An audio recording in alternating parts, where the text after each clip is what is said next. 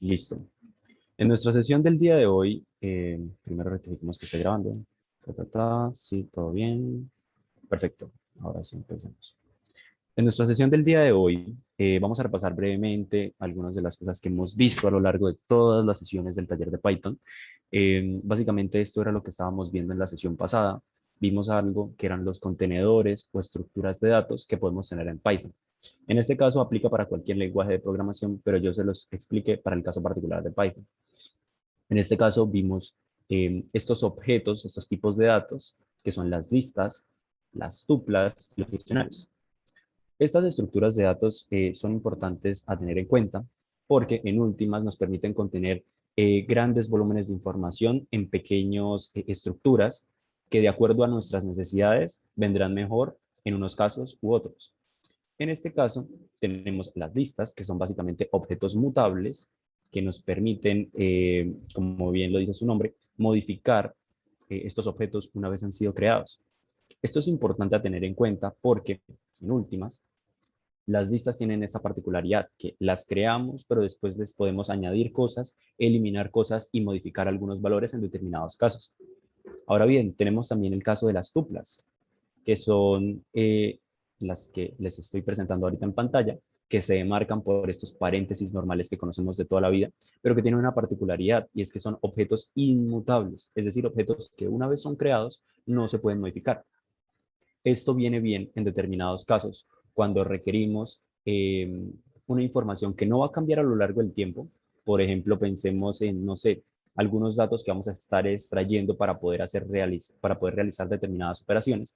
Podemos pensar en tener el caso de una secuencia numérica que represente los números naturales, por ejemplo, los números desde el 0 hasta el 9. Estos números, desde luego, los podemos utilizar desde diversas maneras, pero en últimas, estos números son los que yo puedo utilizar para componer todos los demás números. Entonces las tuplas, como son objetos inmutables, estos objetos guardan menos espacio en memoria, son más eficientes de trabajar y nos van a permitir procesar grandes volúmenes de información de una manera más sencilla. En este caso, el único percance que pueden tener las tuplas, que es un pro y un contra, dependiendo de cómo se le vea, es el hecho de que sencillamente no vamos a poder modificarlos. Entonces, por ejemplo, si nosotros quisiéramos dentro de una base de, digamos, dentro de una tupla, contener lo que sería una base de datos, esta base de datos no podría ser modificada más adelante, pero tendría el beneficio de que se podría procesar de una manera altamente veloz. Entonces, esto tiene sus beneficios y sus contras, que dependiendo del investigador podría discernir de cuándo es mejor utilizar una y de cuánto es mejor utilizar otra. Por lo pronto, es importante que ustedes nada más conozcan estos conceptos y a medida que ustedes vayan avanzando en su carrera, que empiecen a profundizar en análisis acerca de determinadas temáticas que les llame la atención, ustedes van a empezar a foguearse, a tener este acercamiento con estos lenguajes, con estas herramientas, y ustedes poco a poco van a aprender a tener criterio para decidir lo que les acabo de mencionar. Básicamente, esta es la forma como podemos nosotros definir una tupla y guardarla dentro de una variable, algo que hemos venido haciendo desde las primeras sesiones, pero que es importante que nosotros tengamos en cuenta en esta última sesión del taller. También vimos lo que son los diccionarios, que son básicamente estructuras de datos un poco distintas a lo que normalmente conocemos, porque en últimas los diccionarios tienen llaves, tienen un nombre como básicamente un identificador y también tienen un valor asociado. Es decir, un diccionario es una estructura de datos que contiene datos anidados, datos que vienen entrelazados en este caso. Pese a que son objetos distintos que viven dentro de una misma estructura, tienen esta particularidad. Entonces yo puedo llamar a las llaves de un diccionario o puedo llamar a todos los valores de un diccionario o puedo llamar específicamente a unas llaves para que me traiga un valor asociado. Esto normalmente puede llegar a ser muy útil cuando nosotros requerimos de trabajar con información sensible o con información que viene asociada. Les voy a poner el primer ejemplo que fue con el que vimos en la sesión pasada. El primero de los ejemplos es donde nosotros trabajábamos con las divisas de determinados países y necesitábamos saber cuál era la tasa de cambio en cada uno de los países. En este caso lo hacíamos con dólares respecto a otras divisas. En ese escenario, nosotros observábamos que los dólares tenían una conversión en cada divisa. En este caso, las llaves representaban el nombre de esas divisas. Por ejemplo, para el caso colombiano tenemos la divisa COP, que viene de Colombian Pesos. Entonces, básicamente, esos nombres, esos identificadores, los guardábamos dentro de las llaves, pero los valores venían representados por esa tasa de cambio. Entonces, cuando yo automáticamente llamara a las llaves, yo podía extraer esos datos de los valores o la tasa representativa a la que hace referencia. Esto es importante porque las llaves puede que no cambien, pero los valores puede que sí cambien más adelante. Entonces, si nosotros en una base de datos tenemos esta información, muy probablemente nosotros lo que vamos a hacer cuando esté cambiando la tasa representativa del mercado día a día y nosotros necesitemos hacer una modificación, el punto positivo es que nada más vamos a tener que acceder a esa llave y modificar el valor. Como punto positivo, la llave no cambió, pero el valor sí. Entonces, aquí podemos ver esa relación que hay entre un identificador, un nombre, una llave y un valor dentro de un diccionario, que era esto que nosotros estábamos observando. Este es el ejemplo más particular en el que podemos entenderlo claramente nosotros que somos economistas, pero también hay otros ejemplos, como es el caso de cuando estamos trabajando con diccionarios que en últimas pueden representar la contraseña de un usuario o un dato sensible. Puede que nosotros tengamos como llave un identificador único al que ninguna persona, digamos, podría tener, digamos, en la llave podría representar ese identificador al que todo el mundo tiene acceso, es decir, un identificador que puede representar un número que no tenga ningún sentido, pero que esté asociado, por ejemplo, a la cédula de una persona. En este caso, hay datos que pueden llegar a ser sensibles, como puede ser la cédula, como puede ser el número de identificación de una persona, etcétera, etcétera. En este caso, las llaves nos van a permitir servir como ese puente entre lo público y lo privado. El valor escondido, el valor de esa que está contenido en ese diccionario, puede representar esa información sensible y las llaves nos van a permitir acceder a ello de una mejor manera. Esta es otra de las formas en las que yo les decía que probablemente se pueden topar a la hora de estar trabajando con diccionarios. Los diccionarios, en últimas, se pueden escribir de diversas formas, pero si observan, es exactamente la misma estructura, solamente que en este caso lo que hicimos fue colocar un espacio para que se viera más organizado y que se entendiera mejor la información y la diferenciación entre distintos objetos. En este caso, nosotros cómo diferenciamos entre objetos, entre los objetos que están contenidos dentro del diccionario. Lo hacemos a través de las comas y esto se aplica tanto a las tuplas como a las listas, porque la coma nos ayuda a demarcar esa diferenciación entre los objetos que están guardados. En este caso, tenemos acá la primera llave, en este caso acá tenemos el primer valor y así sucesivamente vamos a tener acá en la segunda llave y acá el segundo valor. ¿Cómo los diferenciamos? Por los dos puntos. Claro de entender, si hay alguna duda hasta el momento, es importante que la respondamos entre todos ahorita mismo. De lo contrario, vamos a proseguir con la siguiente temática. En este caso también vimos algunos métodos con los cuales podíamos modificar los diccionarios, pero que pues realmente los profundizamos en la clase pasada. En esta clase no vamos a profundizar en eso porque todavía nos falta un tema muy importante. Antes de comenzar, me gustaría saber si hay alguna duda respecto a lo que hemos visto hasta la sesión de hoy. Si la hay, es el momento de hacerla para poder proseguir con la última temática y ya empezar a realizar un análisis económico con una base de datos en este caso. Yo tengo una pregunta. ¿Qué pasa si en el diccionario se colocan dos claves que tengan el mismo nombre? ¿Da Em, error o...? Probablemente va a dar un error llamado key error. En este caso, lo que va a decir Python es que cuando lo estés invocando, no puedes, o sea, no puedes crear dos objetos con el mismo nombre. O en su defecto, eh, va a pasar lo mismo que cuando tratas de llamar a una llave que no existe dentro de un diccionario. Recordemos que en la sesión pasada vimos cómo podíamos llamar con esta notación, por ejemplo, a una llave específica. En este caso también nos llama a error porque él va a tratar de buscar una llave que no existe. En este caso, pues probablemente lo pueden intentar, pueden experimentar, pero probablemente les va a dar el error que les acabo de mencionar, key error. ¿Vale? Listo, vale, gracias. No, tranquila. ¿Hay alguna otra duda respecto al tema de los diccionarios, las listas, las tuplas, algo que no haya quedado claro en otros temas?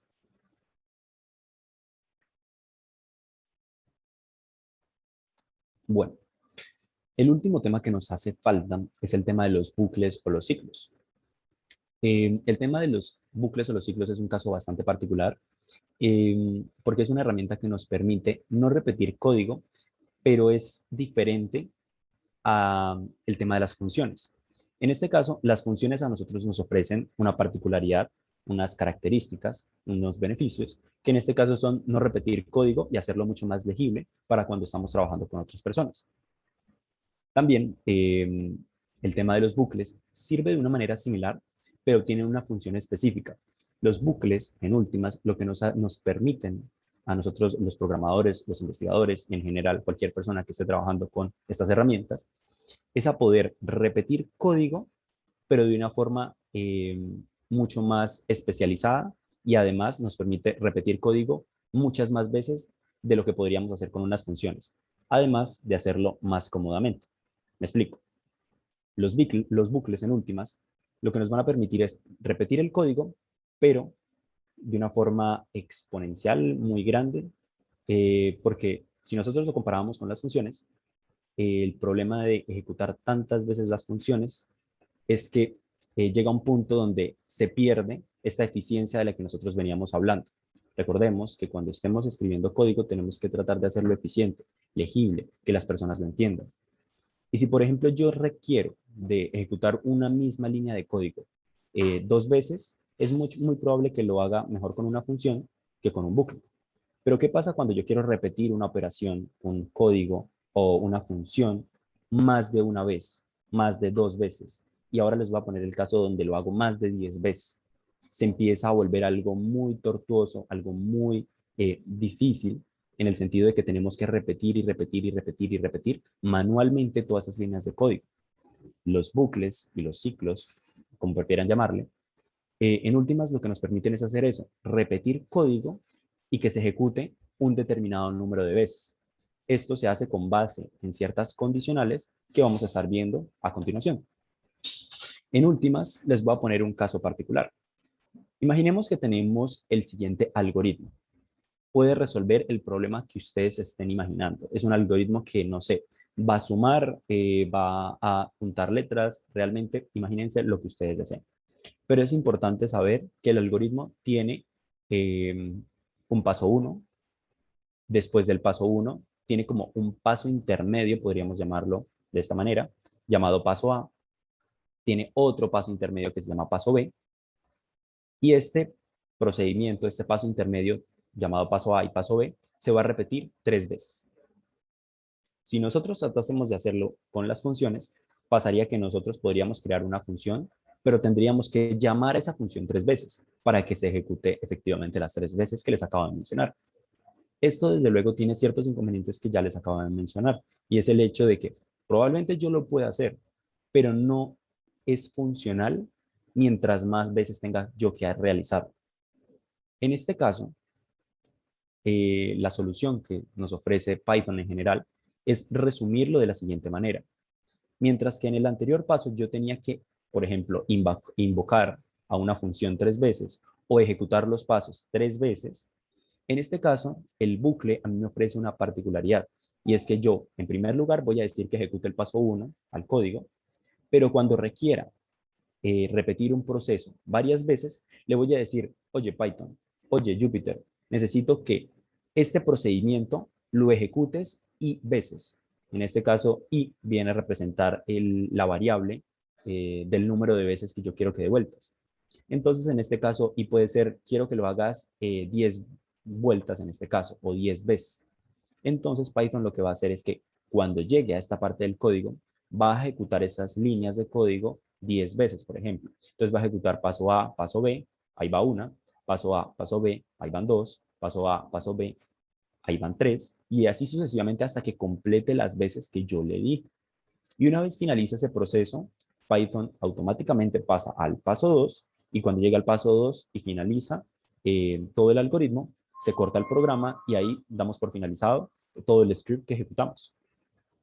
En este caso, si ustedes observan, esto viene a ser muy útil, por ejemplo, cuando nosotros requerimos hacer un análisis o una función, por ejemplo, 1000 veces, 1.000.000 de veces. Entonces, es mucho más fácil trabajar con ciclos mientras más veces se tiene que repetir el código. Yo no les digo que no puedan utilizar funciones para hacer esto. Lo único que les digo es que en el largo plazo es mucho mejor utilizar ciclos cuando estemos haciendo más iteraciones, Esa es la palabra clave, iteraciones. Entonces, vamos a ver cómo podemos representar esto en el código y vamos a empezar a profundizar en los principales bucles que podemos encontrar en los lenguajes de programación. En este caso, el primero con el que nos vamos a topar es con el bucle while. El bucle while, llamado también el ciclo fundamental, es un ciclo que podemos encontrar en muchos lenguajes de programación. Normalmente lo podemos encontrar en todos y se les puede conocer en general con este nombre, el ciclo while. Y es porque es muy descriptivo, por eso es que es tan bueno trabajar con Python, porque automáticamente si nosotros tenemos una mínima noción del inglés o si no la tenemos, vamos aprendiendo cosas en el camino, es el hecho de que el ciclo while se va a ejecutar mientras una condición se cumple. En este caso, vamos a ver cómo funciona ese algoritmo, esa estructura dentro de un ciclo while.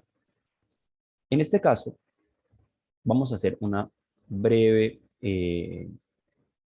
explicación de este ciclo, pero lo voy a hacer muy despacio para que podamos entenderlo rápidamente.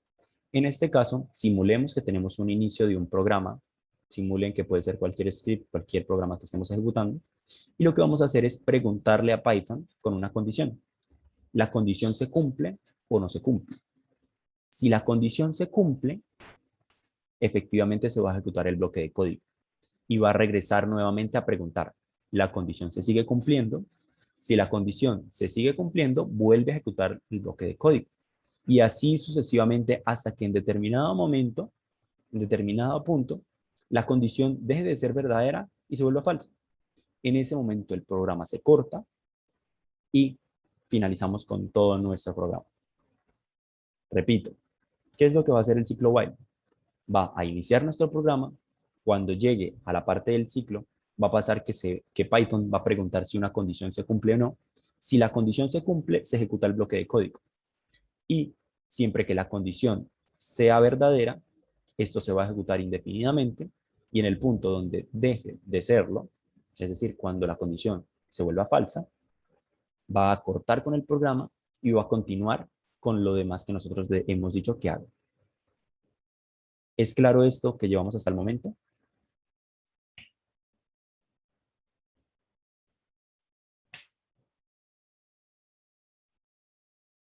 Hola, Sí, es claro.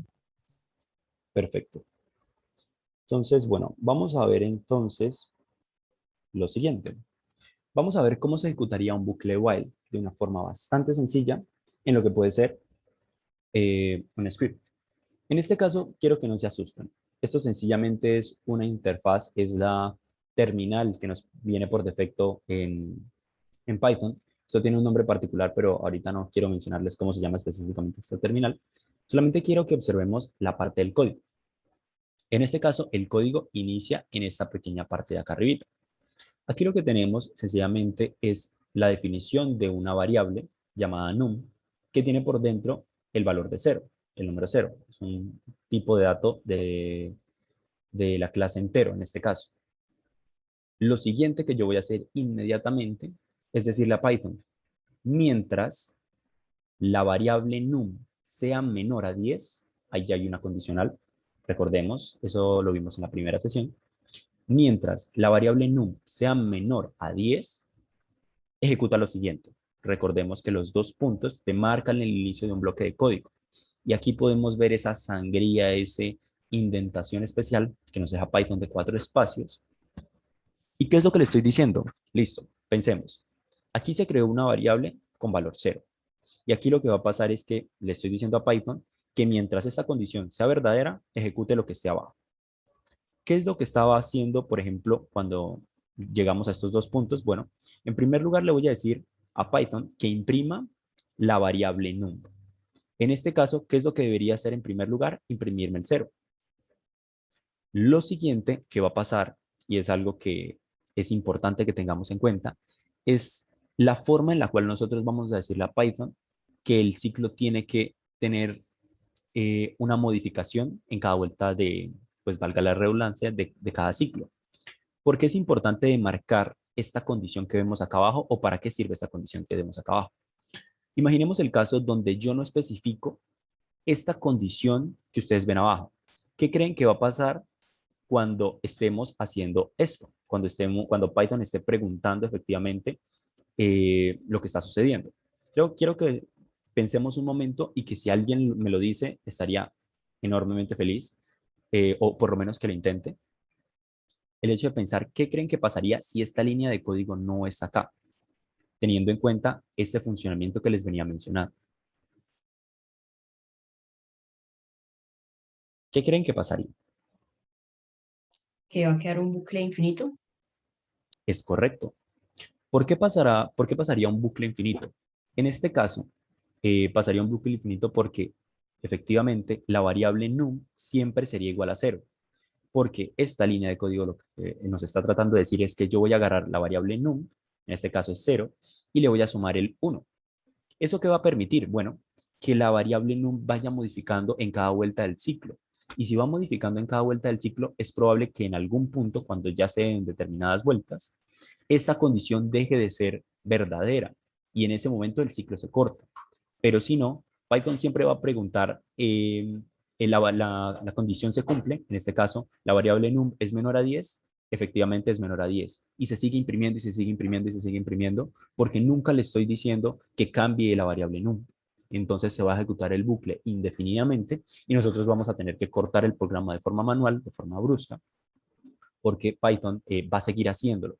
Y como la velocidad de su computador, de cualquier computador de hoy en día, es bastante alta, muy probablemente se va a trabar en algún punto, porque va a ser tantas iteraciones, podría llegar a ser millones de iteraciones en los segundos que ustedes los dejen. Entonces, eso va a tener implicaciones y es que pues se va a trabar su computador. Pero eso se puede cortar, no se estresen, no es que vaya a dañarse su computador, no, solamente que se va a poner lento, tipo cuando Word o PowerPoint o estas herramientas que utilizamos en el día a día se colapsan por alguna modificación que hicimos, bueno, pasa exactamente lo mismo. En este caso, vamos a tener que cortar el programa, como lo hacemos con cualquier otro programa, pero es para prevenirlos, para que esto no les venga a pasar. Ahora bien, retomando con el código que estábamos viendo, en este caso, yo le voy a decir a Python que imprima en cada vuelta del ciclo lo que esté dentro de la variable num. Y lo siguiente que le estoy estableciendo es que agarre la variable num, le sume 1 y eso que lo guarde nuevamente dentro de la variable num. En este caso, cuando llegamos acá a nuestra vuelta número 0, recordemos que el índice en Python empieza en 0, entonces voy a tratar de hablar así para que empecemos a manejar la misma notación. Cuando estemos trabajando en el ciclo número 0, ¿qué es lo que va a pasar? Cuando llegue hasta este punto, se va a sumar el número 1 a la variable num. Entonces, ya la variable num ya no va a valer 0, ahora va a valer 1. Entonces, Python nuevamente va a preguntar, ¿la variable num es menor a 10? Como es verdadero, porque 1 es menor que 10, se va nuevamente a imprimir esa variable y nuevamente cuando lleguemos hasta ese punto se va a sumar otro número, otro 1, en este caso. ¿Qué va a pasar? Bueno, que en la vuelta del ciclo número 1, ahora, cuando ya finalice acá, la variable num no va a valer 0 ni 1, sino que va a valer 2. Y así va a pasar una y otra vez hasta que la variable num sea igual a 10, porque en ese momento va a dejar de cumplirse la condición. ¿Qué es lo que le estoy diciendo a Python en este punto? Bueno, que cuando se ejecute todo esto, estoy demarcando esta sentencia else, que también la pueden hacer. El else no solamente funciona para las condicionales que veíamos en un inicio, sino que también puede funcionar en este caso.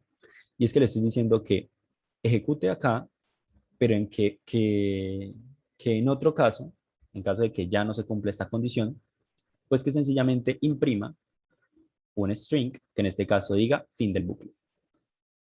Eso, si nosotros lo pasamos por pantalla, nos va a arrojar lo siguiente. Va a ejecutar todas estas líneas de código y va a pasar exactamente lo mismo que yo les decía. En primer lugar, se define una variable cero. Y cuando llega hasta este punto, Python empieza a imprimir y a sumarle un valor, que es esto mismo que ustedes están viendo acá. En cada vuelta del ciclo va a imprimir el número al que corresponde y después va a sumarle 1. Después nuevamente va a preguntar y va a hacerlo 1, 2, 3, 4, 5 y así sucesivamente hasta que ya la condición deja de cumplirse. Porque pensemos en el caso de por qué no imprimió el número 10. Porque sencillamente cuando preguntó el número 10 es menor al número 10, en ese caso la condición dejó de ser falsa. Entonces, Python no ejecutó el bloque de código que estaba abajo. Entonces, no se imprimió el número 10 ni se le sumó un 1 a ese número 10. Entonces, por defecto, nos quedamos con estos resultados y en últimas, el fin del bucle que decidimos imprimir al finalizar nuestra partecita. ¿Es claro esto que acabamos de hacer? Y si no, podemos verlo brevemente en un script mucho más sencillo. En primer lugar, lo que voy a hacer es eh, dejar de compartir pantalla porque ahorita ustedes no pueden ver lo demás. Entonces voy a empezar a compartir en Documents. Aquí está. Y lo primero que voy a hacer en este caso es abrir Anaconda Navigator. Les voy a pedir que por favor la vayan abriendo y que cuando estén en la misma pestaña que yo, me confirmen para poder proseguir.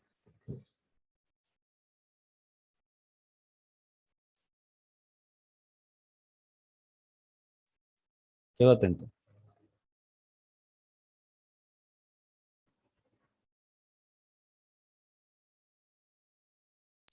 Listo ya.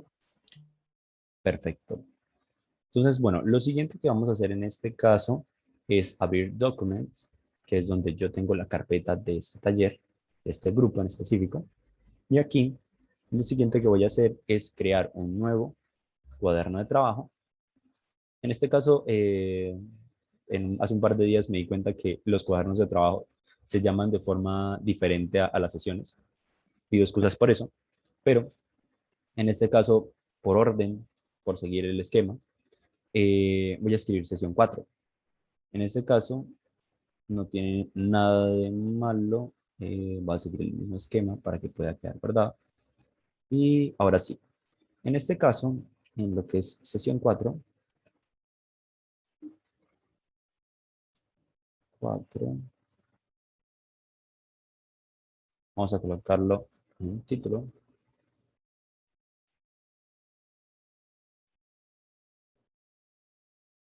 Pico.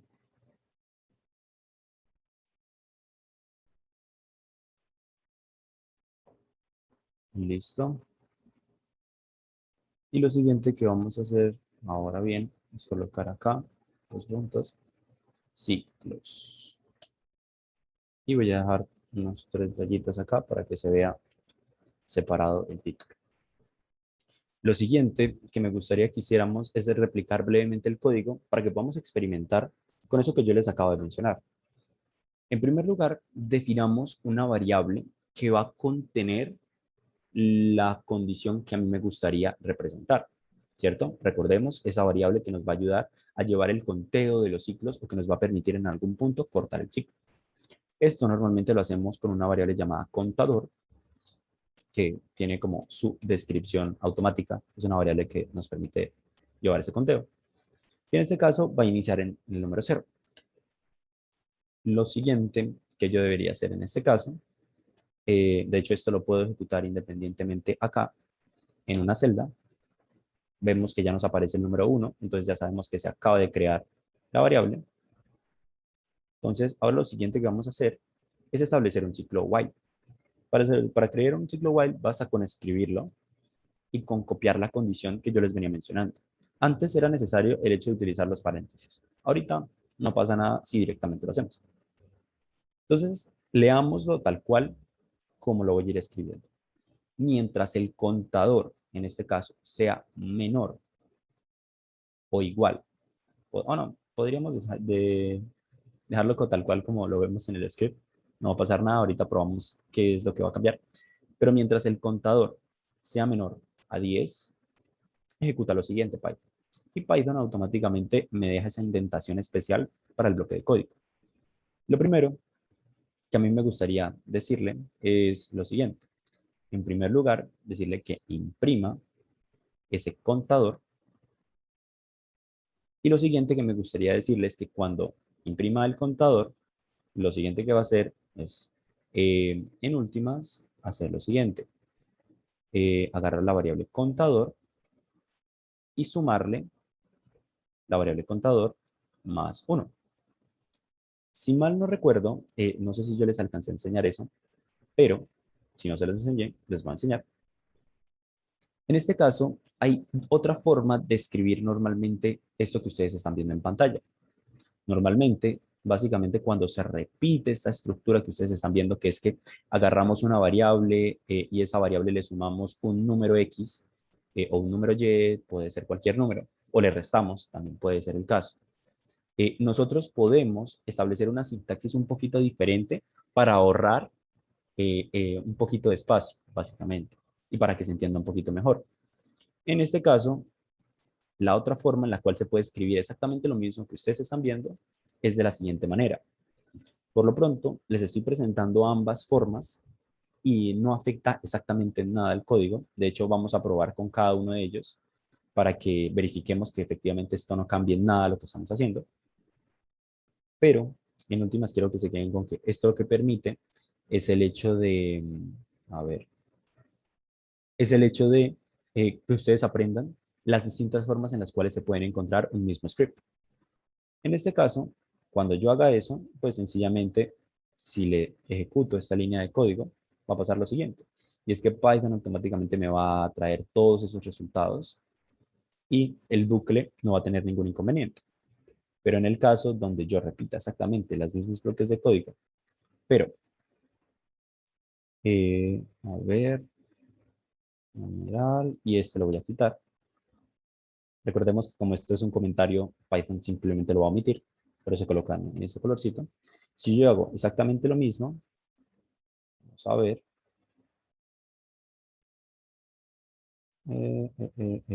ok, aquí acaba de pasar algo y no se estresen, no es que algo falló.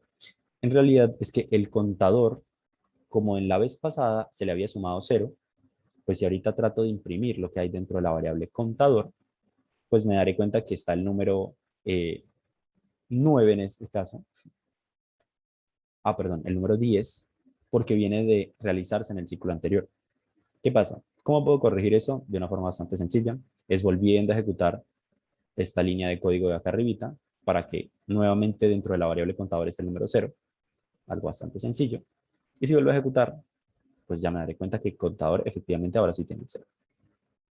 Con eso en mente, volvamos a ejecutar esto de acá y ahora el ciclo se vuelve a ejecutar como lo veníamos haciendo en el paso anterior, pero cambió un poquito la estructura. Sencillamente es la forma como se escribe.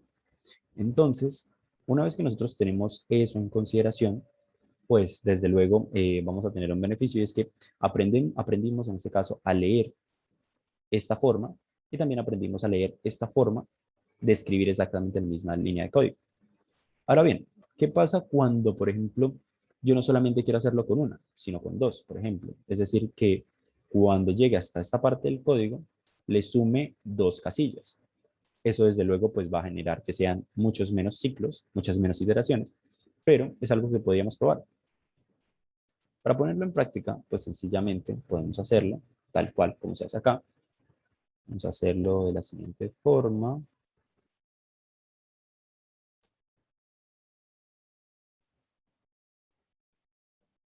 Aquí lo que voy a hacer es copiar nuevamente esta línea, que se ejecute para que nuevamente esté dentro de lo que habíamos querido. Y en este caso voy a colocar el número 2.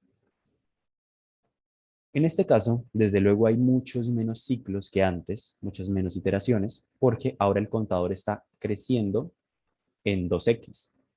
En este caso, el contador va a llegar hasta el número 8, porque una vez que se le suma otro contador, pues desde luego la condición se va a volver falsa y ya el programa va a dejar de ejecutarse.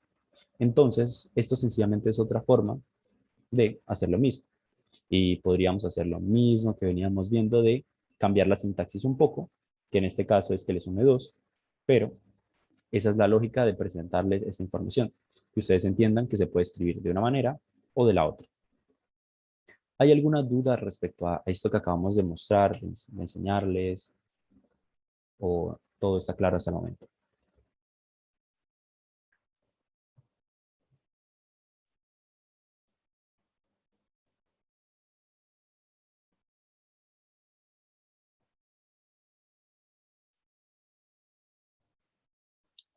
Por mi parte, todo claro. ¿Alguien más? Sí, está claro. Bien. Perfecto, muchas gracias. Entonces, bueno, ahora vamos a continuar con nuestras diapositivas. Entonces, listo. Una vez que hemos regresado a este punto del código, vamos a ver otro de los ciclos que podemos encontrar en Python. En este caso es un ciclo con una particularidad. Es un ciclo que, a diferencia del ciclo while, tiene una estructura un poco diferente. Y ya veremos por qué.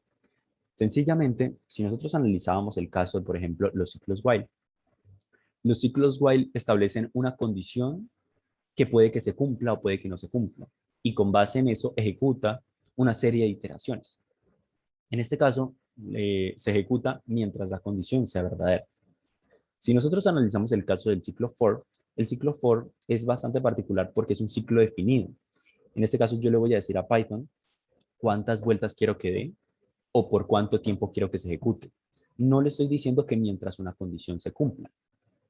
Repito, en el caso del while, yo le voy a decir, oye, si la condición se cumple, hazlo.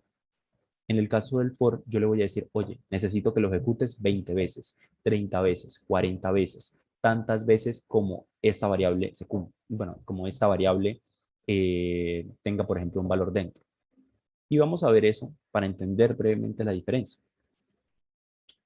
Un for, un ciclo for, en este caso, se escribe de la siguiente manera. Se escribe con la siguiente sintaxis. No se estresen. Esto realmente no es como el ciclo, sino sencillamente es como esa sintaxis especial que se está utilizando. La sintaxis que en última se utiliza es escribir que para una variable, y esto es algo que a mí me costó entender al principio, porque se tenía que crear una variable, y es que en últimas vamos a crear una variable que va a asumir esas iteraciones o que vamos a tener disponible en cada una de esas iteraciones para realizar cualquier cosa. En mi cabeza eso no cabía realmente, pero sencillamente es una variable que va a tomar el valor de cada uno de los ciclos. Es decir, mientras yo esté recorriendo, por ejemplo, los números del 0 hasta el 10, un ciclo que va desde, sí, un ciclo que se va a iterar 10 veces, pues desde luego, esta variable va a tomar los valores de cada una de esas vueltas del ciclo. Esto va a ser muy útil para determinados programas, pero en mi caso, a mí yo no entendía realmente esa diferencia y no entendía para qué existe esa variable. Entonces, cuando estemos trabajando con el ejemplo que vamos a ver a continuación, voy a asegurarme de que entendamos muy bien este concepto porque a mí me costó muchísimo. Realmente me demoré varias semanas porque no tenía como la persona que me explicara, oiga, ¿para qué sirve esto o en qué caso se puede llegar a utilizar? Entonces, básicamente lo que estamos haciendo en este caso es definir un ciclo que se puede leer tal cual. Para una variable, recordemos, en el elemento iterable, ya veremos qué es, ejecuta lo siguiente. Vamos a desglosar parte por parte de lo que acabamos de leer porque puede ser confuso en un inicio, no se estresen, es muy sencillo de entender. Sencillamente lo que vamos a decir es que para para una variable que va a asumir los valores de, por ejemplo, desde el 0 hasta el 10, eso es un elemento iterable, un elemento, una lista, una cadena, un rango, ejecuta el siguiente bloque de código, el siguiente cuerpo del bucle, también se le puede denominar, tantas veces.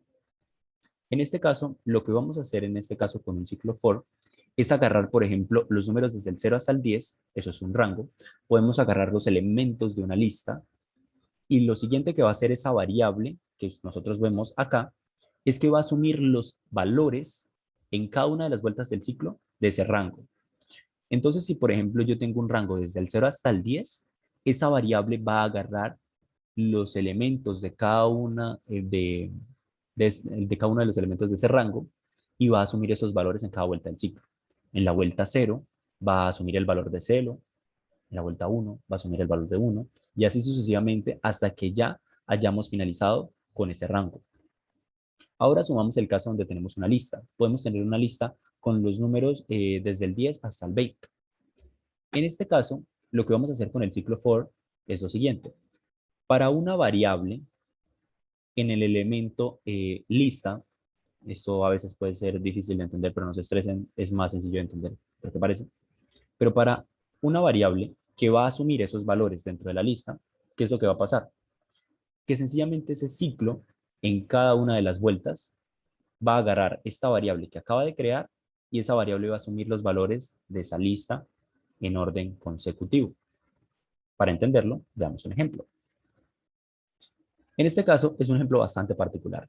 Y yo lo que le estoy diciendo a Python es, para una variable i, que representa iteration en inglés, para una variable i en el rango del 0 hasta el 10, recordemos que cuando no especificamos en las listas, en la numeración, normalmente Python entiende que empieza en 0 y termina en el n-1. Le estoy diciendo que prácticamente que imprima la variable i. ¿Y qué es lo que va a pasar en la primera vuelta del ciclo? Bueno, sencillamente Python aquí en la primera vuelta del ciclo va a crear una variable interna llamada i, la cual en la primera vuelta va a asumir el primer valor del rango entre 0 y 10, pero recordemos que el 10 es no inclusivo, entonces va a llegar hasta el 9, solamente para tener eso presente. ¿Y qué es lo que va a pasar? Bueno, que en la primera vuelta del ciclo i va a valer 0, y cuando imprimimos eso en pantalla, eso es efectivamente lo que pasa.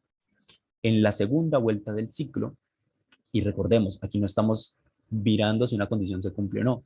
En este caso, sencillamente estamos recorriendo un rango, estamos recorriendo una lista, un elemento. Por eso es que atrás veíamos que en el elemento iterable, porque sencillamente nosotros lo que estamos haciendo con un ciclo for es recorrer un elemento, una lista, un diccionario, lo que nosotros querramos, pero siempre y cuando se pueda recorrer. Es decir, siempre y cuando yo lo pueda dividir. ¿Y qué elementos yo puedo dividir? Bueno, puedo dividir los strings, porque cada string, cada letra, tiene una longitud. Es decir, en últimas, un elemento iterable es un elemento que tiene una longitud. Las listas tienen longitud, las tuplas tienen longitud, los diccionarios tienen una longitud, pero también los rangos y otros objetos que hemos visto a lo largo de nuestras sesiones, como lo son los strings. En este caso, lo que está haciendo la variable i es asumir cada uno de las partes de ese rango, 0, 1, 2, 3, 4, 5, 6, 7, 8 y 9, en cada una de las vueltas del ciclo. Y cuando llega hasta esta parte del código, pues sencillamente Python imprime esos valores de i. Entonces esta variable sencillamente es una variable que se crea y que asume los valores que están aquí por defecto. Podemos hacer cosas con ella, podemos no hacer cosas con ella, es dependiendo de cada caso, pero en este caso lo único que podemos observar es que esa variable va a ser la que se imprima a lo largo de las sesiones, a lo largo de los ciclos. Y nos puede ser muy útil cuando nosotros necesitemos saber, por ejemplo, cuántas vueltas se dieron en el ciclo, aunque nosotros lo hayamos especificado, o en el caso donde nosotros requeramos hacer una operación matemática con cada una de esas vueltas. Si hay alguna duda respecto a esto, me gustaría que la revisáramos a continuación en Jupyter Notebook, pero si hay alguna duda respecto al ciclo for, es válido que la hagan, no se preocupen. Es válido que intentemos responder esas dudas porque es probablemente algo que no hayan visto jamás. Entonces, ¿hay alguna duda respecto a esto?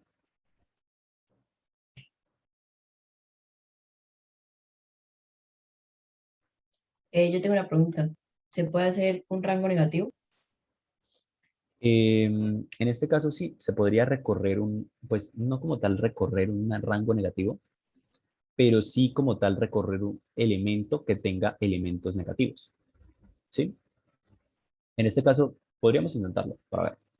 Realmente es algo que normalmente no he hecho, pero desde luego sí se puede recorrer un elemento que tenga números negativos, por ejemplo. Una Imaginemos una lista. lista, exacto, puede ser una lista, puede ser una cadena, etcétera, etcétera. Pero en este caso podemos hacer el intento. En este caso voy a dejar de compartir.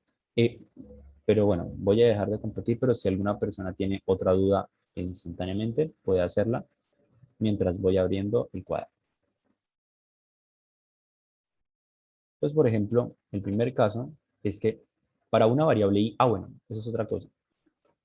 Esta variable que ustedes tienen acá va a cambiar y va a tener el nombre que ustedes quieran. Normalmente lo que se suele hacer es que esta variable se nombra como i o como contador para un contador en el valor de x a y, por ejemplo, ejecuta lo siguiente Python. Pero en este caso, el estándar es que cuando no estemos utilizándolo o cuando se esté utilizando normalmente, se utilice la i. Cuando no lo necesitemos, se podrá encontrar también un guión bajo y ese guión bajo representa una variable. Solamente que pues es muy raro verlo así. En este caso podemos dejarlo con el i. Y a medida que vayamos trabajando con algunos ejemplos, nos daremos cuenta que esta variable puede representar gráficamente, para que el investigador lo entienda mejor, los elementos que tenemos. Ya vamos a ver. Entonces, por ejemplo, para una variable i en el rango desde -1 a 1, de hecho hasta 10. Vamos a hacer el ejemplo, 2 puntos. Le voy a decir que imprima la letra i. Y si yo lo hago, efectivamente, sí se puede realizar. Regálenme un momentico.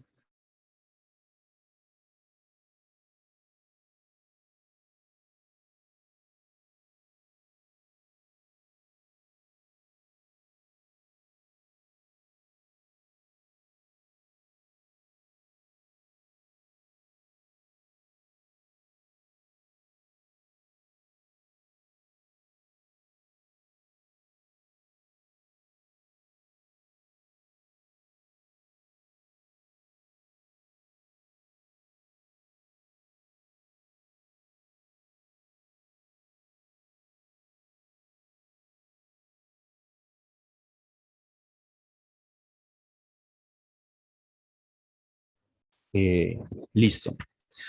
Retomando con básicamente lo que les estaba mencionando, aquí, si nosotros revisamos este script que vemos acá, vamos a desglosarlo parte por parte para que no nos estresemos, para que entendamos qué es lo que está pasando internamente. Y es que si yo le digo a Python que imprima el rango desde -1 hasta 10, Python está creando internamente un objeto. Y aunque no se vea tan fácilmente porque ahorita no lo hace tal cual, en últimas lo que se está generando es un elemento que tiene el -1, el 0, el 1, el 2. Imaginémoslo como una lista, como una tupla que contiene estos elementos.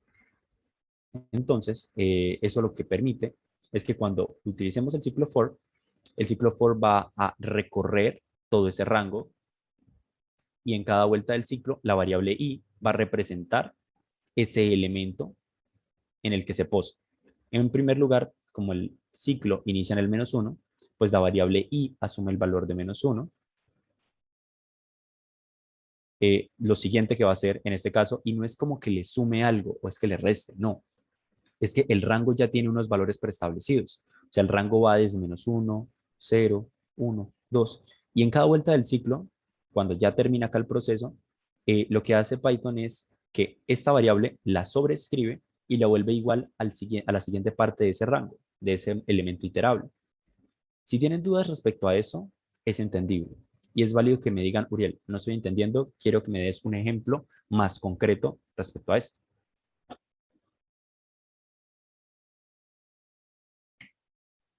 Bueno,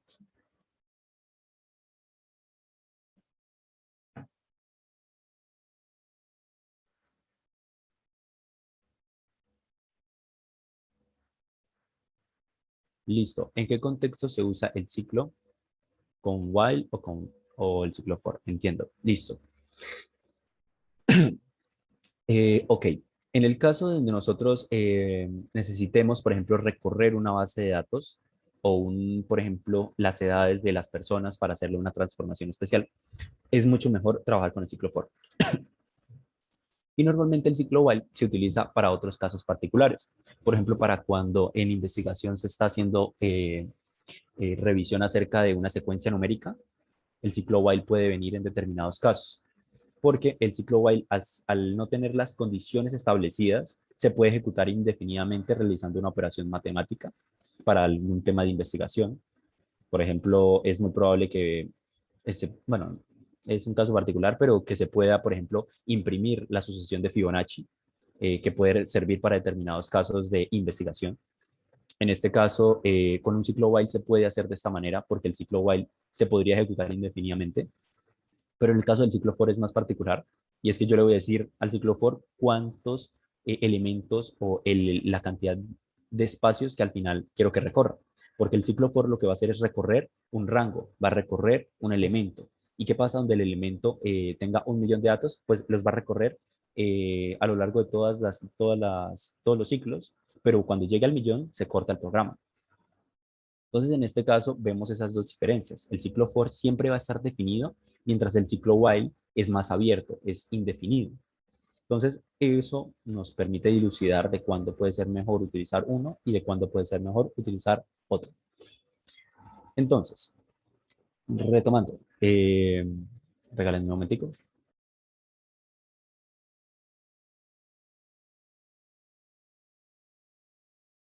Entonces, bueno, retomando con esos aspectos, vamos a colocar el siguiente ejemplo. En este caso, vamos a hacer lo siguiente, y es que voy a establecer un ciclo for de la siguiente manera. Para la letra en este caso voy a colocar un string, Universidad Industrial de Santander, y quiero que observen la sintaxis que estamos teniendo. En este caso, lo que estoy diciéndole a Python en este caso es que para la letra en este string, y esto es lo importante, esta variable se puede nombrar como nosotros querramos, pero en este caso la estoy nombrando haciendo referencia a todos los elementos que yo voy a recorrer para que pueda leerse de mejor forma. Para la letra en el string, en este caso el string que dice Universidad Industrial de Santander, ejecuta lo siguiente. En este caso le voy a decir que imprima letra. Si yo ejecuto eso, lo que sencillamente va a pasar es que en cada una de las vueltas del ciclo, esa variable va a asumir el valor, el valor de estos elementos. En este caso, se va a imprimir cada una de las letras de este string que estoy recorriendo. Listo. ¿Hay alguna duda respecto hasta esto que acabamos de observar?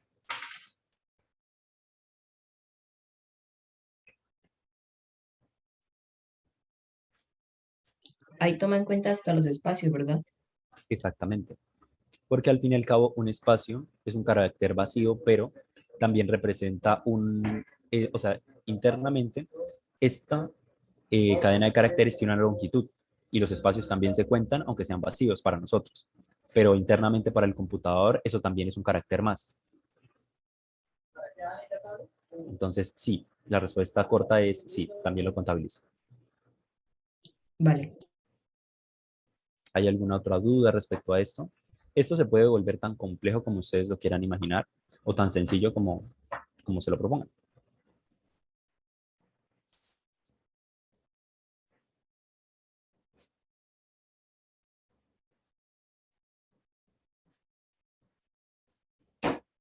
Bueno, asumiendo que todos ha entendido hasta el momento, les voy a presentar solamente un último caso para que no se vayan a extrañar si probablemente se lo encuentran.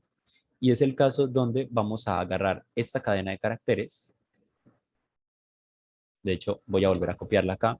Voy a pedir y preguntarle cuánto es la longitud de la misma. Y si eso lo hago, me daré cuenta que en esta cadena de caracteres pequeñita hay 35 caracteres.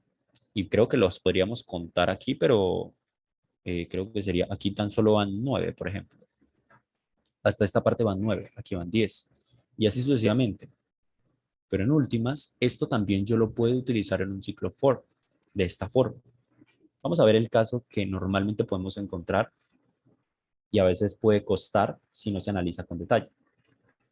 En este caso, vamos a hacerlo de la siguiente manera. Para el rango,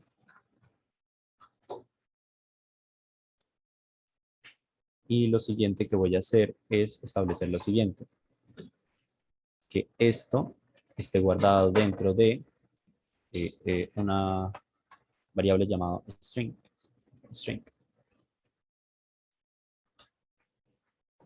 Y básicamente, ¿qué es lo que va a pasar en este caso? Bueno, se va a crear una variable que va a ser igual a un string que tiene una longitud determinada. Si yo ejecuto eso, pues desde luego Python a mí me va a traer nuevamente esa información. Pero ahora, ¿qué pasa? Si yo quisiera recorrer y ejecutar una operación matemática, pero no con esas letras, sino con, digamos, ejecutar un proceso de acuerdo al tamaño de una cadena de caracteres. Repito, ¿qué pasa bajo el escenario donde yo no necesite las letras, sino necesite trabajar por tantas veces que tenga o por el tamaño que necesite que tenga esta cadena de caracteres? Me explico, voy a ponerles un caso muy concreto. En el caso donde cada vez que yo encuentre una cadena de caracteres de, no sé, un tamaño 10, se ejecuta una operación matemática 10 veces. Si encuentro una cadena de caracteres que tiene un tamaño de 20, que se ejecute una operación matemática 20 veces. Y esto puede aplicar para una lista, puede aplicar para un string. De hecho, podemos tratar de hacer eso. Pero sencillamente es para encontrarnos ese caso, donde dependiendo del tamaño, yo quiero que se ejecute tantas veces una operación matemática. En este caso, lo que podemos hacer es sencillamente establecer que se ejecute un ciclo for, y esto lo podemos leer tal cual, para una letra en el rango de la longitud de una variable, y esto es algo que puede ser muy, muy estresante al principio, no se estresen, vamos a releerlo poco a poco. En primer lugar, tenemos un string, ¿cierto? Que contiene el string Universidad Industrial de Santander, que en este caso tiene tamaño 35, como lo vimos anteriormente. Esto, con esta función que estoy ejecutando acá internamente, lo que Python va a hacer es extraer la longitud de este elemento, que en este caso es 35. En resumen, lo que voy a estar haciendo es sencillamente acá, es que esto aquí es igual a 35, solamente que esto va a cambiar de acuerdo al tamaño de esta cadena de caracteres que está acá dentro. Y eso puede cambiar. Dependiendo del caso, yo no voy a tener que volver a ejecutar esto, sino sencillamente modifico acá y automáticamente será la modificación general. Vamos a verlo en un caso particular. Si yo vuelvo a ejecutar esto nuevamente, ¿qué es lo que va a pasar? En este caso, no está imprimiéndome la letra, sino que está imprimiendo el número. ¿Por qué? Bueno, porque recordemos que ahora estoy imprimiendo un rango y no la letra. Con estos números yo sí puedo trabajar, con estos yo puedo hacer operaciones. Pero antes, ¿qué era lo que pasaba? Que se imprimían son las letras. Porque yo lo que estaba diciéndole es que para una letra en el rango, en esta cadena de caracteres, pues que me imprimiera cada una de esas letras. Pero en este caso, lo que les estoy diciendo es que para una letra en el rango de, y un rango tiene pues los números desde el 0 hasta el 1, y a los cuales le estoy pasando un parámetro, una variable, para que realice algo. Y vamos a hacerlo nuevamente despacio ya para finalizar esta última explicación. Aquí sencillamente tenemos un string que tiene una longitud, un tamaño, una cantidad de elementos internamente. Esta función lo que va a hacer es traernos cuál es el tamaño de eso. Y una vez se ejecute eso que está dentro, va a haber un número. En este caso es el número 35. Eso se le pasa a la variable rango, a la función rango, y se estaría generando un rango con el número 35. Es decir, va a empezar en el número 0 y va a finalizar en el n-1, es decir, el 34. Entonces, ¿qué valores va a asumir esta variable que se crea internamente? Bueno, va a asumir cada uno de los valores de ese rango. En este caso, va a asumir inicialmente el 0 y así sucesivamente hasta llegar al n-1, hasta el 34. ¿Es claro esto que hicimos al final?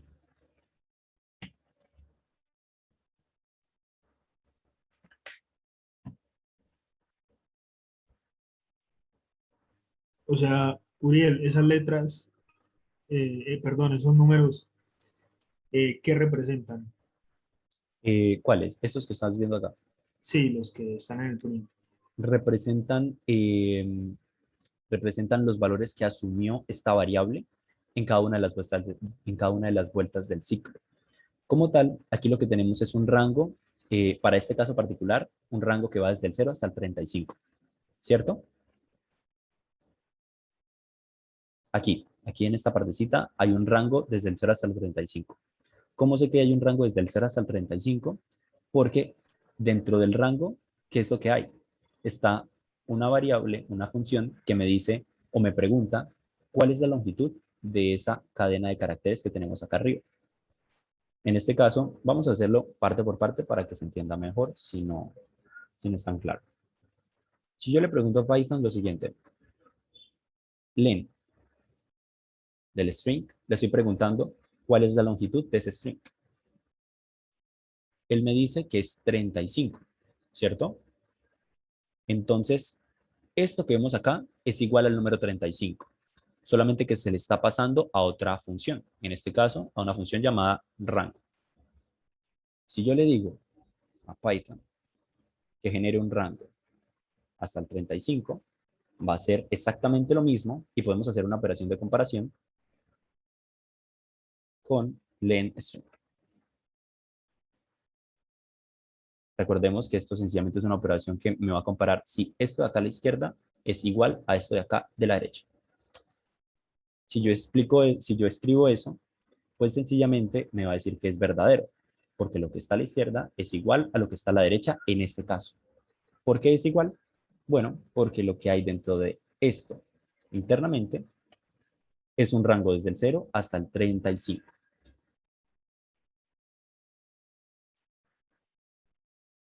Ah, ok, sí, ya.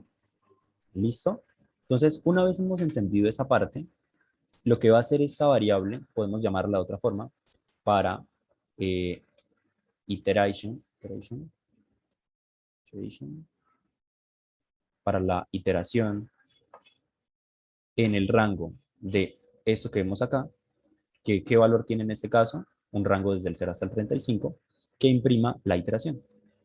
Y en este caso estos números son sencillamente la representación de ese rango, que fue creado a partir de esta operación que vemos acá internamente.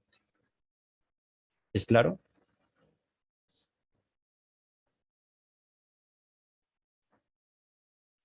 Si es así, vamos a dar por entendido muchísimas cosas y ya vamos a proseguir de una forma más breve con lo siguiente. Que ya va a ser un pequeño análisis exploratorio, pero no se estresen por eso.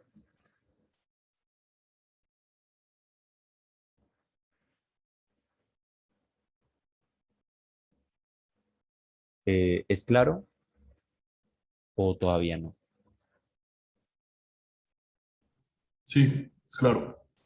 Perfecto.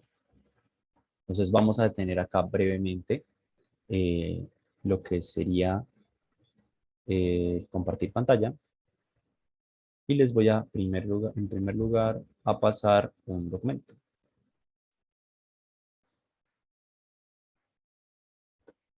Vamos a ver. En primer lugar les voy a pasar el siguiente archivo a WhatsApp para que porfa lo vayan abriendo. Me confirman si ya lo recibieron.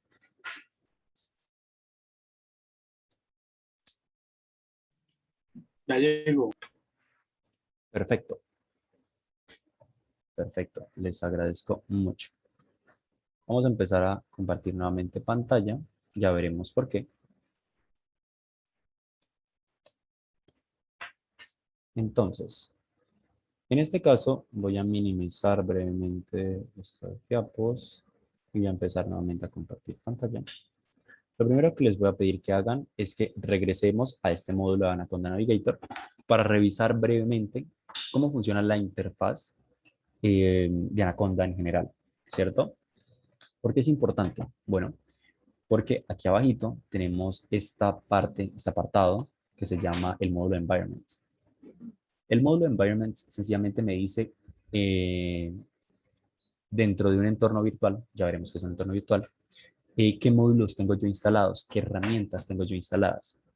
En este caso, yo tengo 3 módulos virtuales, que sencillamente son como espacios o entornos de trabajo donde yo puedo tener instaladas unas cosas y otras no. Esto tiene unos beneficios y es que imaginemos el caso donde nosotros estemos trabajando en un proyecto Esto normalmente no pasa tanto en el caso de los economistas, pero es válido que entiendan por qué es la diferencia. En donde, por ejemplo, podemos estar trabajando un proyecto que ya lleva varios años y ese proyecto se creó cuando estábamos trabajando con una versión de Python y que estaba utilizando unos módulos específicos, unas herramientas con una versión. Cuando más adelante iniciemos otros proyectos, muy probablemente nosotros necesitemos utilizar unas versiones distintas de Python, unas versiones distintas de otros módulos o otras herramientas. Y en ese caso lo que estamos haciendo es crear como espacios separados en los cuales en una voy a trabajar con unas versiones de un tipo de herramienta, un tipo de Python, una versión de Python, y en otras puedo trabajar con otras versiones de Python que sean más avanzadas, más atrasadas, no sé. En este caso pasa que es muy versátil aplicar esto. Entonces, no sé, si ustedes les dan una base de datos que funciona nada más con un tipo de Python que es muy viejo, lo pueden hacer. Entonces, para eso funcionan los entornos virtuales, básicamente para diferenciar los módulos con los cuales yo quiero trabajar con esas herramientas. Entonces, en mi caso, yo tengo tres módulos. Tengo el base o mi root, que es básicamente mi computador, que son todos los módulos que tengo instalados en mi computador. Tengo uno para cuando estoy estudiando, básicamente se llama Platzi Algebra Linear, es para un curso de álgebra lineal. Y tengo un entorno virtual donde están instalados todos los módulos para trabajar con RStudio. En este caso, vamos a sencillamente a dejarlo por defecto en el root, porque en últimas, bueno, es con el que estamos trabajando. Y aquí abajo nos encontramos con estas pestañas. Estas pestañas lo que nos permiten es saber los módulos que tengo instalados y los que no tengo instalados. Entonces aquí si yo oprimo el de módulo install, voy a ver nada más esos módulos que están instalados. Si oprimo este, me voy a dar cuenta de cuáles son los que no tengo instalados. Entonces si escribo uno que ya está instalado, no me va a aparecer. Aquí me va a aparecer también el módulo de todos los demás, es decir, que me van a aparecer tanto tanto los que están instalados como los que no. Entonces vamos a hacer eso porque me gustaría revisar que tengamos instalados algunos muy importantes. En primer lugar, el módulo de Seaborn, que es un Statistical Data Visualization, una extensión de Python para nada más visualizar los datos. Esto hace parte del reto que se les va a colocar para que resuelvan a lo largo de este fin de semana con mucha calma. Va a ser un reto bastante sencillo, pero con el cual ustedes podrán verificar si efectivamente adquirieron los conceptos a lo largo de estas sesiones. El siguiente es el módulo de NumPy, un módulo que sirve para el manejo vectorial y pues en general trabajar con toda la parte de álgebra lineal. Tenemos el módulo de pandas, en este caso que nos sirve para trabajar con paneles de datos o con data frames.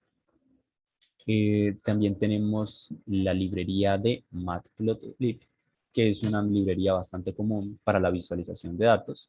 En este caso no está especificada para temas estadísticos, sirve para muchas más cosas, pero es una librería bastante utilizada y bastante sencilla de entender.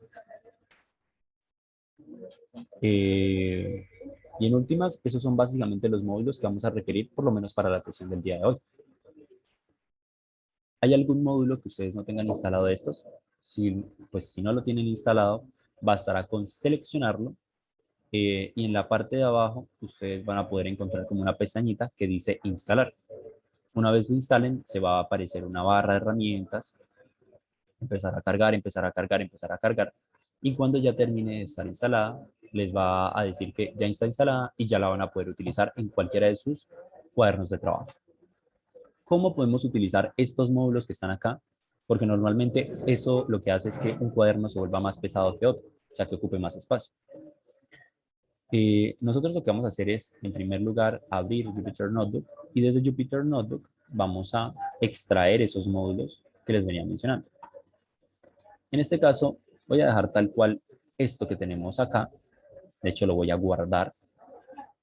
De hecho, lo voy a decir que se guarde con control S. Y lo siguiente que voy a hacer es cerrarlo. Y aquí lo encontraré en la parte final, ¿cierto? Por cierto, les recomendaría que el archivo, por favor, que les pasé, lo llevaran hasta lo que sería esta carpeta para que puedan trabajar más adelante con él. Y lo siguiente que vamos a hacer es abrir un último cuaderno de trabajo para aprender a hacer unas cosas bastante sencillas. En primer lugar, importar módulos. Entonces, primero vamos a colocar este número para hacer el símbolo de mejor. Vamos a establecer una celda de tipo Markdown. Bien, Dime. esto. Nosotros estamos viendo Anaconda. Ok, entiendo. Regala un momento. Tranquilos. Ya. Listo. ¿Se ve mejor?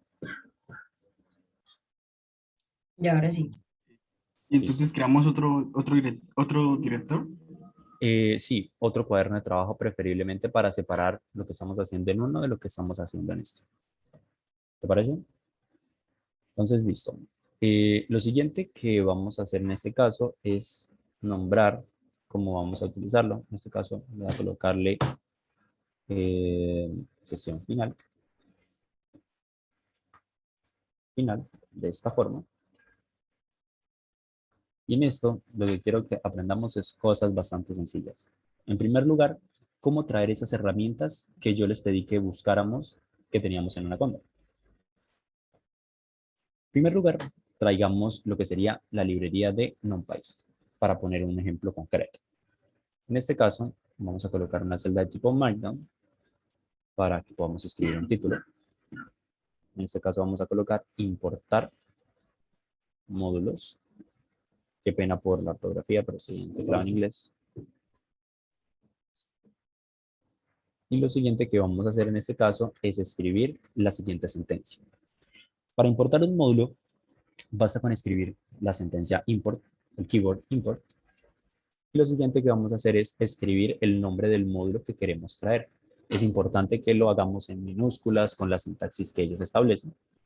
Entonces, en este caso, el primero que vamos a traer es la librería de NumPy, el módulo de NumPy. Y lo siguiente que normalmente se hace y que se van a encontrar en la gran mayoría de los casos es que estas librerías se guardan con un diminutivo específico. ¿Por qué se guardan con un diminutivo específico? Bueno, porque después de un tiempo, cuando se esté trabajando, es mejor trabajar con 2, 3 letras que estar trabajando con todo el nombre de la librería. Y a veces las librerías tienen dentro archivos especiales a los que se accede de una forma especial. Entonces, va a ser importante que nosotros aprendamos que normalmente esto se guarda con diminutivos. En este caso, la convención con la cual se guarda siempre a la librería NumPy es con NP.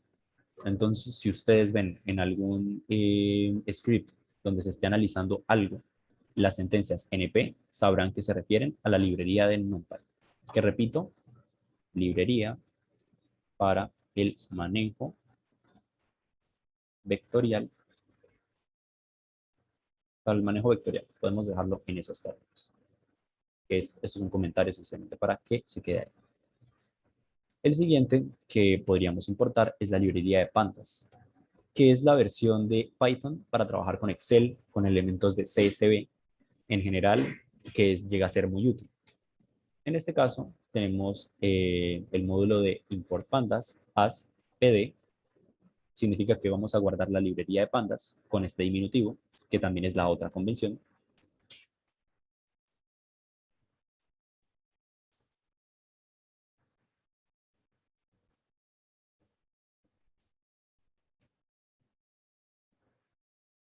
Con paneles de datos. Y por último, tenemos la librería de matplotlib. Y aquí pasa algo curioso, y es que la de librería matplotlib es bastante amplia. En este caso vamos a traer un método especial que está contenido dentro de la librería matplotlib. Entonces, sencillamente lo tienen que copiar así, no se estresen. matplotlib.pyplot. De esta manera. Y para guardar todo esto que nosotros tenemos acá, sencillamente lo hacemos con plt. ¿Listo?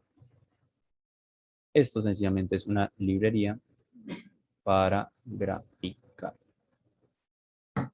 Y falta una, solamente para que aprendamos cómo se descarga, llamada Seaborn, que en este caso se guarda como SNS. Y con eso vamos a dar por finalizado nuestra sesión del día de hoy. Para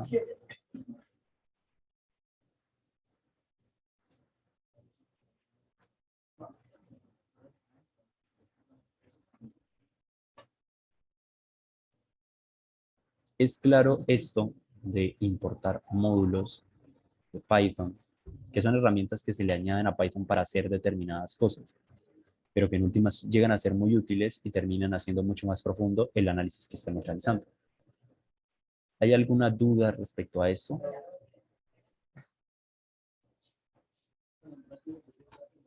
Tengo una pregunta. ¿Qué pasa si en vez de colocar NP se coloca otra cosa ahí? ¿Pasa algo?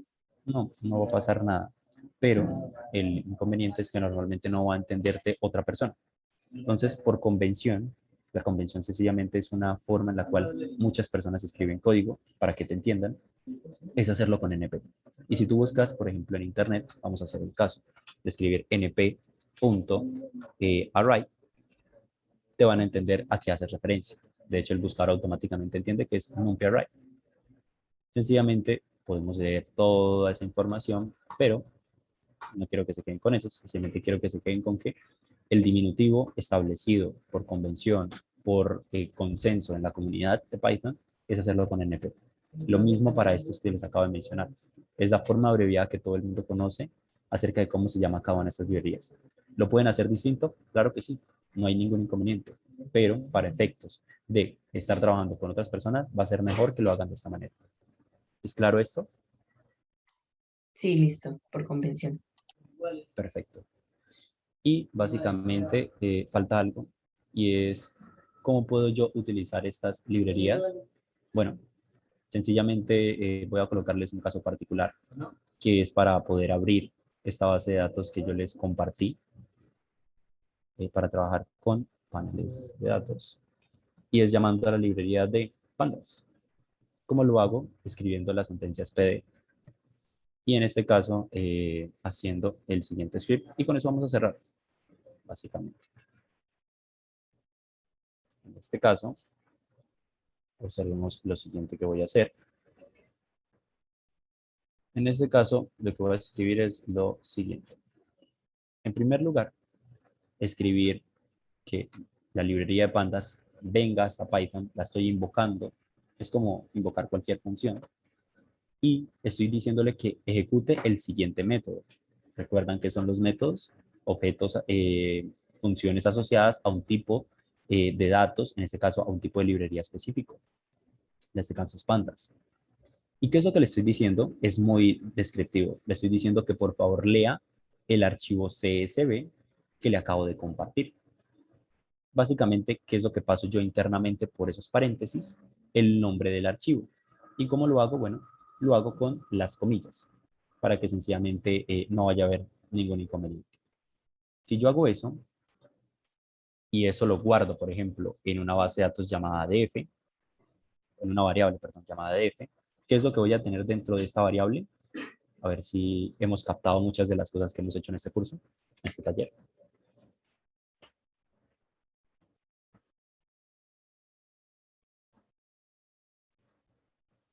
¿Qué es lo que va a pasar en este caso?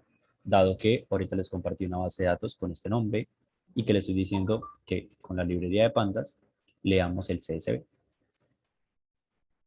Que almacenar esa base de datos en la variable df. Perfecto, muchísimas gracias, es correcto. Si yo hago eso y lo que le digo a Python es que imprima lo que hay dentro de df, primero que todo tengo que ejecutar la celda de acá arriba, no me había dado cuenta que no lo había ejecutado. Si yo ejecuto en primer lugar, esperamos unos momentos, Python ya aquí me dice que ya ejecutó todo lo que estaba dentro y vuelvo a correr. Me daré cuenta que aquí tengo toda esa base de datos que teníamos un poquito adelante. Tenemos algunas estadísticas descriptivas, bueno, en realidad es como la base de datos como está. Lo que me dice es que tiene registros desde el 0 hasta el registro 48.841, pero en últimas toda la base de datos quedó guardada dentro de esta variable y eso nos va a permitir trabajar un poquito más adelante. Para cerrar, solamente es como por truco, esto se verá en próximas secuelas de este taller, que es más para estadísticas descriptivas, con un df describe. Nosotros podemos traer muchos de los datos de esa base de datos, más que estadísticas descriptivas, más que tipos de datos. En general se puede hacer muchas cosas, como es el caso de hacer esto, que normalmente nos puede traer también Stata, También podemos hacerlo con variables numéricas, con variables categóricas y en general podremos hacer muchas más cosas. Y eso es parte de la magia. Tenemos un espectro bastante amplio de herramientas que vamos a poder utilizar a lo largo de todo este lenguaje que es Python en este caso para hacer análisis económico. Si hay alguna duda respecto a esto, les agradezco que la hagan. De lo contrario, fue un gusto realmente para mí estarlos acompañando a lo largo de estas sesiones. Si tienen alguna duda, ahorita tienen que irse o cualquier cosa, me pueden escribir a lo largo del día. Estén por favor pendientes en el chat porque voy a colocar un pequeño reto para que veamos si tuvimos todos los conceptos realmente aprendidos, para realmente que yo tenga como ese feedback respecto a cuáles son los puntos en los cuales hay más inquietudes. Y en dado caso, pues servir para futuras ocasiones este aprendizaje y vamos a ponerlo en práctica con otras personas que les sea como mucho más sencillo aprender estos conceptos. Entonces, nada, me gustaría escucharlos antes de finalizar la grabación y preguntarles. Uriel, Adelante. tengo una pregunta. Es que yo hice lo de read el archivo, pero no me sale un traceback. Entiendo que traceback para los que no están conectados, tranquilos, no se estresen, es un error. Me sale que no encontró el archivo. El archivo de casualidad está en la misma carpeta, de lo contrario vas a tener que colocar la ruta completa para que Pandas lo busque. Pero preferiblemente por eso les decía que trataran de colocar el archivo en la misma carpeta sobre la cual está este cuaderno de trabajo. Vale, creo que es eso. Listo, Sí. voy a encontrarla porque Dale. sí. No, tranquila.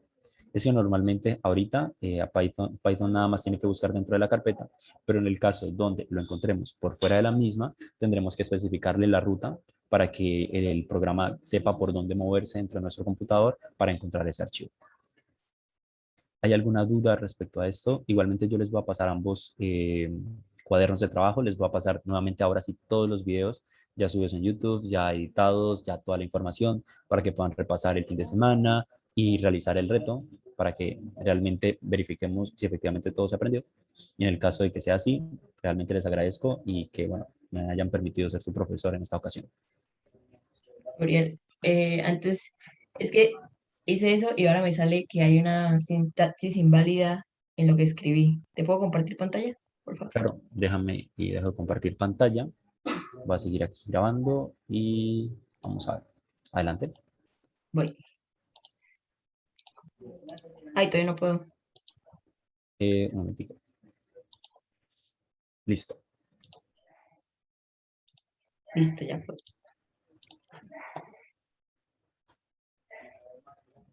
Ok, Pedro, CSV.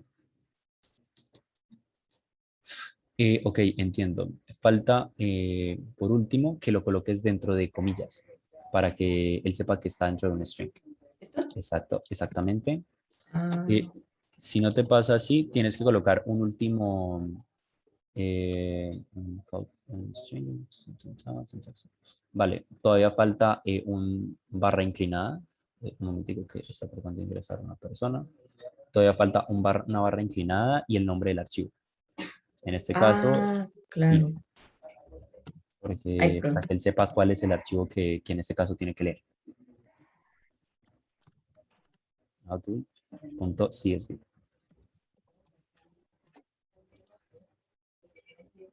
Creo que así no debería haber inconvenientes. Ok, sí. Vaya.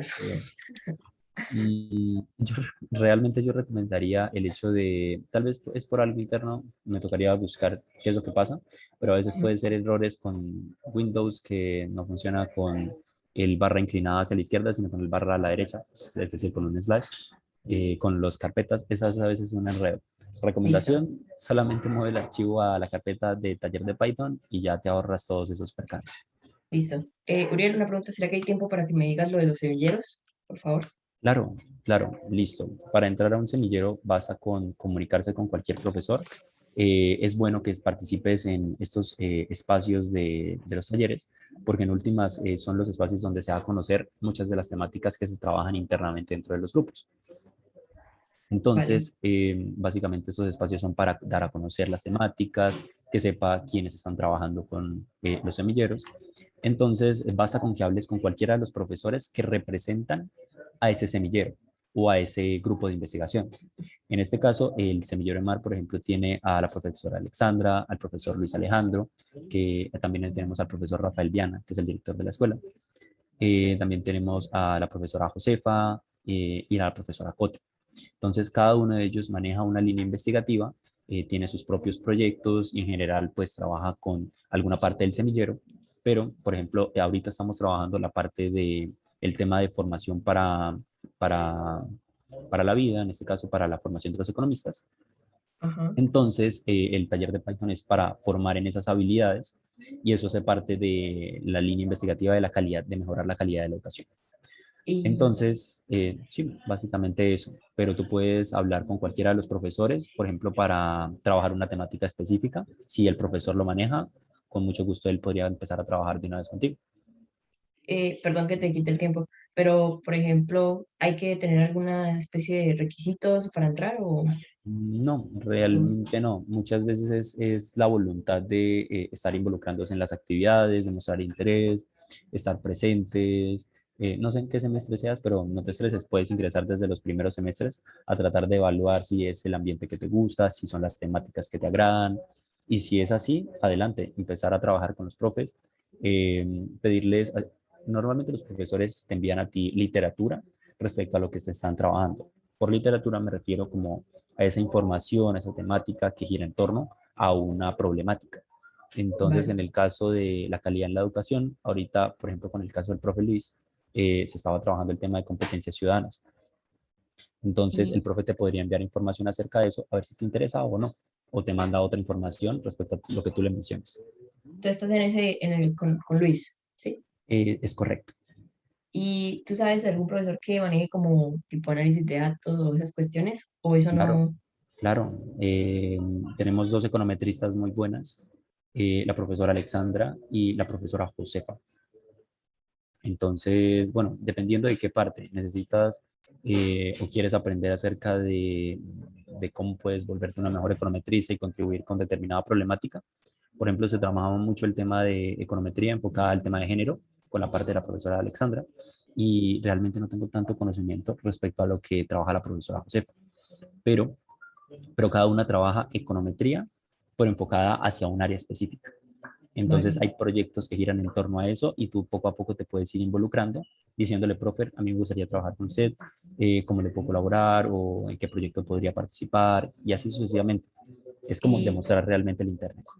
y tú crees Adelante. que si uno le escribe por el correo, así es que yo soy de primer semestre, entonces no conozco muy bien a los profesores. Entiendo. Pues como tal, te recomendaría, pues no, no sé, es que en primer semestre a veces puede llegar a ser muy confuso porque, bueno, puede que no hayas visto muchos temas de estadística y de econometría. Entonces, Mm, bueno, pues si tienes los conocimientos, adelante, trata de foguearte y pues va a servir mucho para tu carrera. Pero si todavía no tienes los conocimientos, no te afanes, ve probando las temáticas a ver cuáles te gustan más. En mi caso, a mí me gustan más las temáticas de competencias tecnológicas, de enseñanzas, de mejorar la calidad de vida. Hay otras personas que les gusta más el tema de género y de la desigualdad de ingresos entre hombres y mujeres. Entonces, una vez que definas esa temática, puedes definirte por qué rama de la parte económica te quieres experimentar. Si quieres enfocarte más en la parte de análisis de datos o quieres enfocarte más, no sé, en la parte de los experimentos para evaluar esa temática. Hay un campo bastante abierto y si quieres un día de estos me preguntas, nos podemos reunir y conversamos acerca de eso más en profundidad, ¿vale? vale, listo, Ariel, muchas gracias. No, tranquilo. Me gustaría saber si César todavía tiene alguna duda o inquietud. Pues no, Uriel, me pasó lo mismo que no pude como importar la base de datos, pero pues no sé, voy a revisar a ver si de pronto me carga. Vale, cualquier cosa me estás escribiendo, yo voy a tratar de estar pendiente. ¿Listo? Esto, Uriel, y sobre lo que usted mencionaba de la clausura, ya como tal no vamos a tener entonces más sesiones. Es correcto, ya no vamos a tener más sesiones.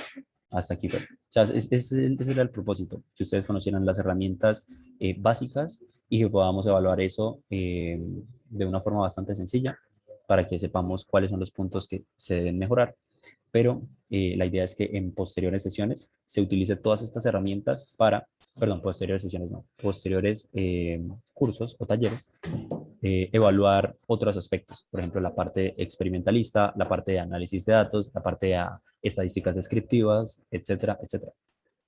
Ah, pero se van Entonces, a seguir trabajando así talleres o, sí, claro. o tienen que ser con EMAR.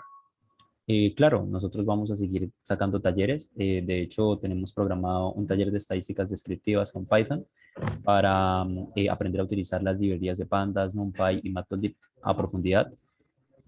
También vamos a tener un taller, pero enfocado a la parte de estadística inferencial, es decir, a la parte donde se va a hacer procesamiento de bases de datos para extraer información útil, pero no tanto enfocada a la parte visual, sino a la parte de los números.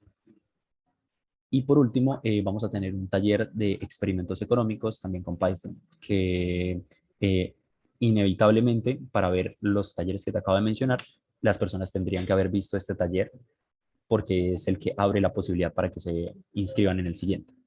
Entonces, también vamos a seguir sacando estos talleres introductorios. Poco a poco vamos formando a más personas para que dicten estos talleres y no dependan solamente de una persona, que en este caso es el caso particular, pero para que más personas puedan tener acceso a esta información y pues tengamos como esa calidad a la hora de estar formando economistas. ¿Vale? Ah, ok, Uriel, listo, gracias. Y a mí me pareció en algún momento del curso, pues, del taller, escuchar lo que pues era necesario que escribiéramos nuestros nombres para la certificación. ¿Va a haber Eh, algún tipo de certificación o de claro, constancia? claro, claro. Precisamente el reto va a permitir evaluar los conceptos, pero también garantizar el tema de la certificación. Es correcto. Ah, ok, Uriel, listo, gracias. ¿Listo? No, tranquilo. Cualquier duda me pueden escribir al WhatsApp. No les voy a responder ahorita en la mañana, pero sí probablemente en la tarde. ¿Vale? Listo, Listo. Uriel, gracias. Hasta luego. Y vas a enviar el reto por acá, por el chat de WhatsApp. No, lo voy a enviar por WhatsApp. No te Ah, preocupes. listo. Vale. Hasta luego. Gracias. Hasta luego. Pero se me olvidó agradecerte. Muchas gracias, Uriel, por este taller. La verdad, eres un muy buen instructor. Explicas con un gran detenimiento y escuchas atentamente todas las preguntas. Te No, felicito. tranquilo. Muchas gracias, Andrea. Qué palabras tan hermosas. Gracias, en serio. Gracias, Uriel, también a usted. No, tranquilos. Un gusto. Realmente fue para mí un gusto ser su profesor. Bueno, feliz día.